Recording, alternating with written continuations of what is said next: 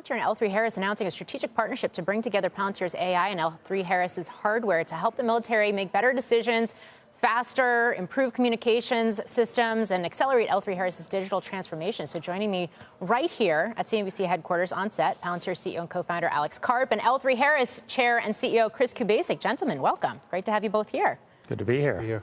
All right, so I got to start with earnings because L3Harris, you just also reported earnings, a beat and a raise. You're boosting your margin guidance as well. How much of this is a reflection of growing defense demand? How much of this is a reflection of the normalization of supply chains?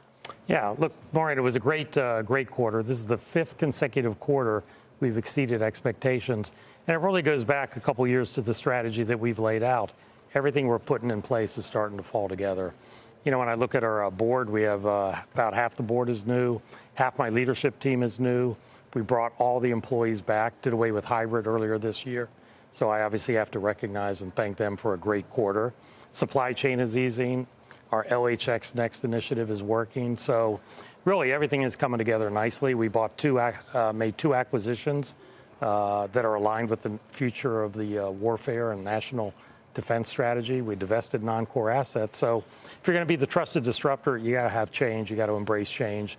We've had a lot of change, and you know, it's exciting. But the hallmark of the strategy is partnership. So I'm actually more excited to be on stage here with Alex to talk about our partnership than I am a great third quarter. So that's how I look at it. So let's talk about this partnership. Alex, you've inked a number of them at Palantir. In recent months, even just Microsoft, Oracle. What does inking a partnership with another defense prime enable? Well, first of all, delighted to be here. Congratulations on the quarter. You know, there's a lot of reasons to deepen our partnership and expand it, but primarily, actually, Chris, you know, he's a real disruptor. He drives innovation inside of his company. And then, quite frankly, he's better networked and understands the DC environment, certainly in a way that, you know, we may never. And so the combination of, and then, you know, what I think our nation needs is the America's best unifying around where we have a structural advantage, which is the integration of hardware and software. China and Russia are just not as good at software, and the integration of both allows you to produce more lethal technologies. So how do we move from passive defense to we scare our adversaries every day, obviously in a way that they can't replicate?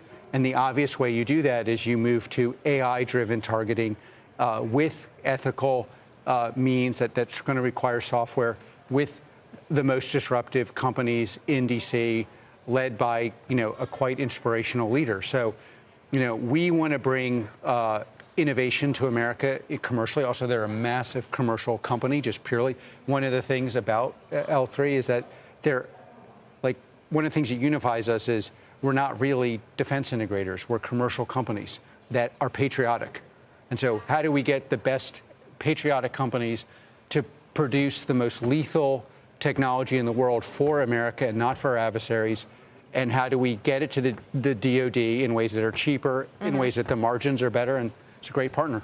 So how do you do that, Chris? And I think about, I mean, you're a defense prime on a number of programs, but you're also a subcontractor on some, like Titan, which Palantir is the software prime and the defense prime on. So what does this enable from your standpoint? How quickly can you develop these new technologies, next generation capabilities for the warfighter? Yeah, well, as you and I have talked about, you know, the arsenal of democracy. So you go back to World War II, right, where the defense industrial base and the government worked collaboratively to build 300,000 airplanes, 85,000 tanks, and 9,000 ships to win the war. The future of warfare and the future arsenal of democracy is not more platforms, not more planes, ships, and tanks. It's the convergence of our leading edge hardware, software, and AI. So you mentioned Titan, a perfect example. I'm happy to prime, sub, merchant supplier. They're leading this. We're providing all the resilient comms, all the communication architecture, the communication hardware. There's another program, we talk about real-time targeting. We have targeting systems, think of those as the eyes for the warfighter, usually airborne platforms. And we can identify targets. We've integrated their AI It lightens the workload for the war fighter. It increases the probability of detection, and you end up with a better result. So it's all about shortening the kill chain and what you